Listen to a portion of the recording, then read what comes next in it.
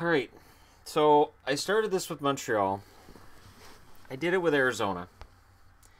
Now, last night I watched enough of the Rangers to say, okay, the Rangers, I need to do a video on them because this is a rough start for them. So let's just start off with the obvious. They're 2-6-2. Okay. 8 of those games are at home. At home they're 2-4-2, and on the road they're 0-2. This is bad. This is a worst case scenario. That's at home, that's away, and that's overall. Oha. So there you go. Now if only I could get an S in the middle or somewhere and have OSHA and there'd be people would be like, I know what that is, but I don't have anything to put in there for an S. Unless I did shootouts. But that'd just confuse the whole chart. So where they're at, let's get into this here. They're 27th in goals per game. They're 23rd in goals against average. You can't have both of those numbers. You can't. Now, what's working in their favor is, and I was reading an article on TSN, Travis Yost wrote something on this morning, in terms of teams with really, really bad shooting percentages. So right now, the Rangers are shooting at 7.7%. The only teams shooting with a lower shooting percentage than them are Arizona, Edmonton, and Montreal. Now, the good news is this number normally becomes average by the end of the year. So these teams shooting at a low shooting percentage should see that even out for them later. The problem is evening out may not be enough for them to make the playoffs. So who's contributing to this 7.7 percentage? Well, you look at their scoring. They're getting 11 of their goals from center, 10 from the wings, and 4 from defense, and none from their goaltending. None. Not a single goal from a goaltender. I think they're kind of slacking off. But all kidding aside, so they're getting decent scoring from their centers, right? Kind of. 6 of those are from Zibanejad. So 6 of their goals here are from Mika. Their wings have been relatively good, but standing out for me with the Rangers is Zook, who's playing $19.50 a game, and he's a -11 in 10 games, meaning Zuccarello's had a rough start.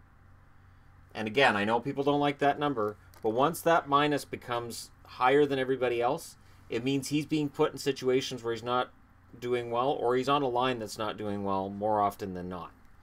So those stand out. And for me on the blue line, Brady Shea is in the midst of a scoring slump as a rookie, or as a sophomore. So the sophomore slump, he's got 2 points. So Mika's doing well. Zuccarello, Shea, not as much. So where else is the issue? Because, now I've pointed out that only 5 goals have come from the rest of their centers. Well, who's in the 1-goal club? So you've got players who've only scored 1 goal this year, and it's a long list. Buchnevich, and I know there's plenty of people who have an opinion on him. Chris Kreider. I'm still a Kreider fan. I don't care if he's not scoring. If the Rangers wanted to get rid of him, I would be happy to see him on one of the teams I cheer for. VC.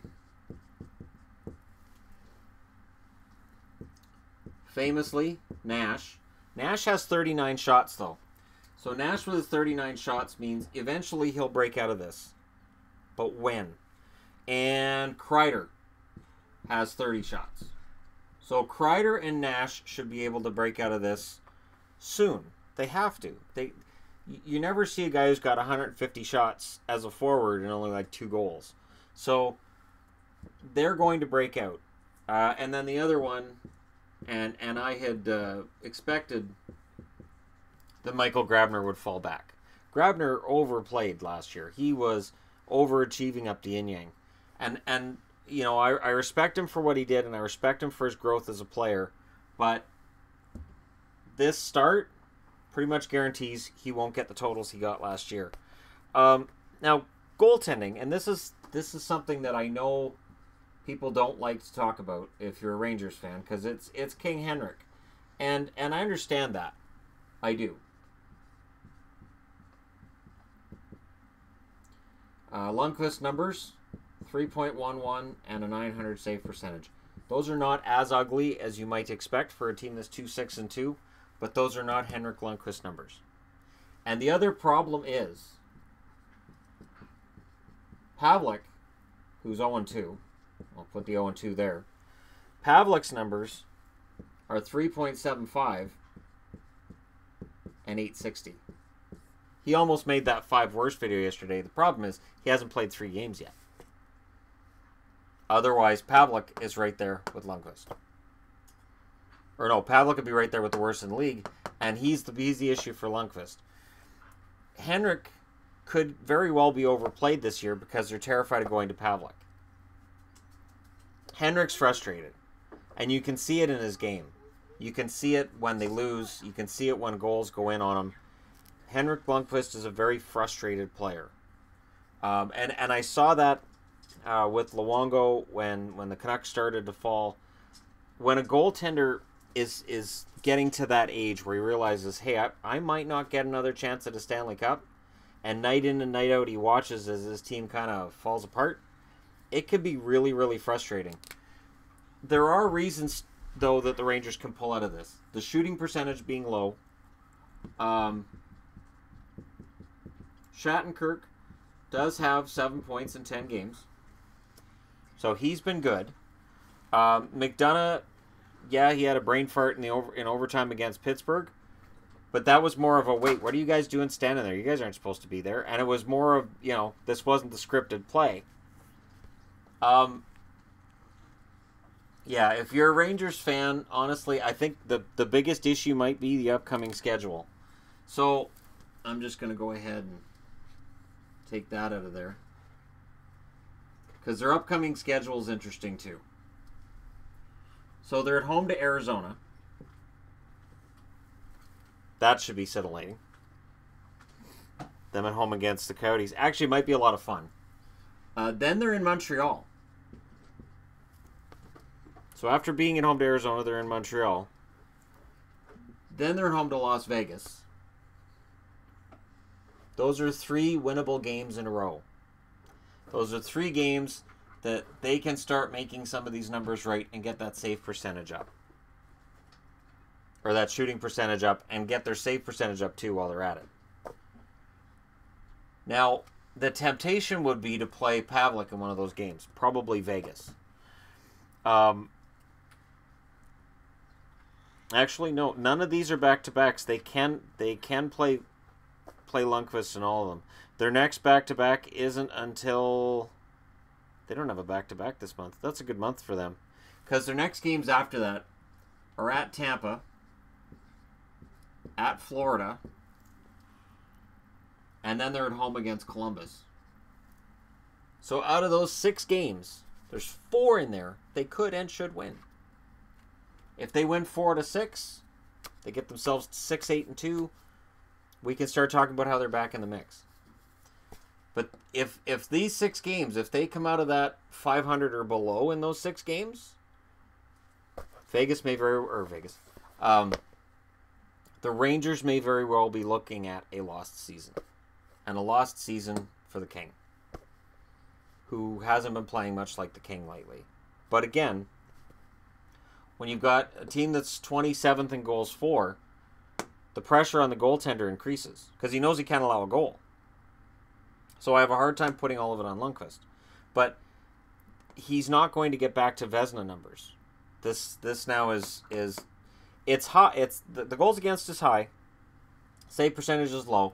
I would expect Lundqvist to end up with probably about a 2.7, 2.6 goals against, and about a 9.10 to a 9.11 or 12 save percentage by the end of the year. They have to score more. These guys have to get off the snide. Have to. You can't have 5 of your forwards with 1 goal. Because you're putting too much pressure, and there's a number of guys just with 2 as well. So for the Rangers, they got to pick it up, and they got to pick it up in the next few games. Let me know what you guys think in the comment section below. How bad is it for the Rangers? If you're a Rangers fan, how bad is it for you guys? How do you feel right now? Do you feel like you're on the verge of turning it around, or do you look at the game last night against San Jose and say, well, this is going to be a long year? Or is that just a one-off? Is this whole homestand a one-off? Because this homestand's been ugly. It's been really ugly. And when you have a homestand this ugly, it can be really hard to overcome it for the rest of the year. But they're going to have to try, and they're going to have to start with Arizona. They're going to have to beat Montreal, and they have to win those 3 games. In my eyes, they have to win those 3 games. Get within striking distance of 500. Get it back. They have the talent to do it. They have the players to do it. This isn't like Montreal where I said, I don't know. I don't know if they have that player that can do this. And this isn't like Arizona where I go, everything's wrong. Not everything is wrong with the Rangers. This is just a matter of executing. This is a matter of taking that shooting percentage and pushing it up towards 10. And it's funny because people say, well, it's a percentage point difference. It's not a big difference. And yet you look at the 3 teams at the bottom, and they're 3 of the most disappointing teams to start the season. It's not a coincidence. And you look at the teams with the highest shooting percentages, and they're the teams that are kind of a surprise this year. Ottawa, Vegas, very high shooting percentages. That won't continue either. I think St. Louis was really up there too for shooting percentage. So, it does tend to even out. Travis Yost showed the charts on TSN this morning. Man's right. It evens out. It has to even out soon for the Rangers, or it'll be over and out for their playoff hopes as soon as the end of October. Let me know what you guys think. Don't forget to hit like and subscribe if you're browsing your way through. And thank you so much for watching. I'll talk to you again soon.